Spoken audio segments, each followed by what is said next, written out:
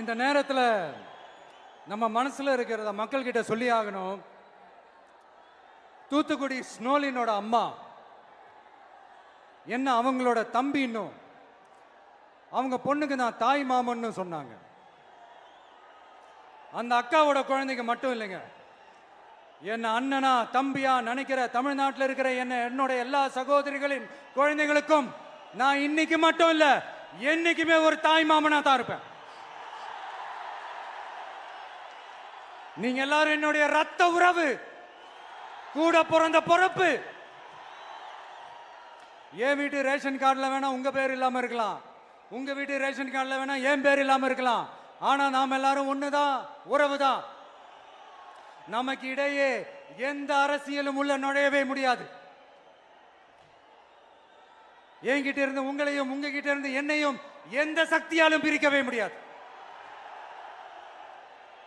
அப்புறம் நான் ஒன்னும் இந்த மார்க்கெட் போனதுக்கு அப்புறம், ரிட்டையர் ஆனதுக்கு அப்புறம் அடைக்கலம் தேடி அரசியலுக்கு வரல, படைக்கலனோட வந்திருக்கிறோம். பவர்ஃபுல் போர்ஸோட,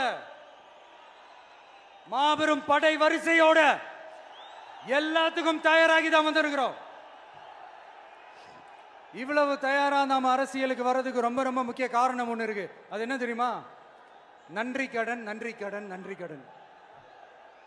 கிட்டத்தட்ட ஒரு 30 வருஷமா, 30 வருஷத்துக்கு மேல நீங்க தான், நம்ம மக்கள் தான் என் கூட நிக்கிறீங்க, எனக்காக நிக்கிறீங்க, என்னை தாங்கி பிடிக்கிறீங்க, மனசுல ஏந்தி பிடிக்கிறீங்க, தாய் அன்போட மடியில ஏந்திக்கிறீங்க.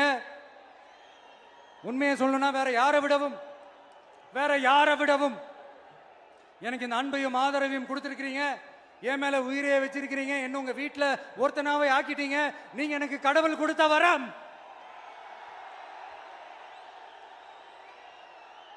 உலகம் பூரா நமக்காக நம்ம கூட நிக்கிற நம்ம மக்களை நான் எப்படி மறப்பேன்? நான் என் லைஃப்ல ரொம்ப உயிரா நினைக்கிறதே பெண்களை, குழந்தைங்களை, இளைஞர்களை, உழைக்கிற மக்களை தான். இவங்க தான் நம்மளோட வகைரா. இதை பார்த்துதான் நம்மளோட எதிரிகளுக்கு பத்தி எரியுது. அதுக்காக நாம் என்ன செய்ய முடியும்?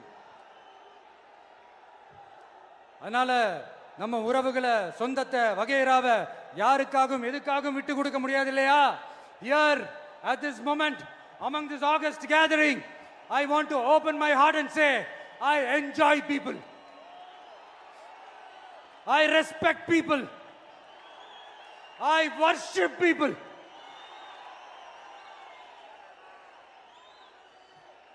சரிப்பா.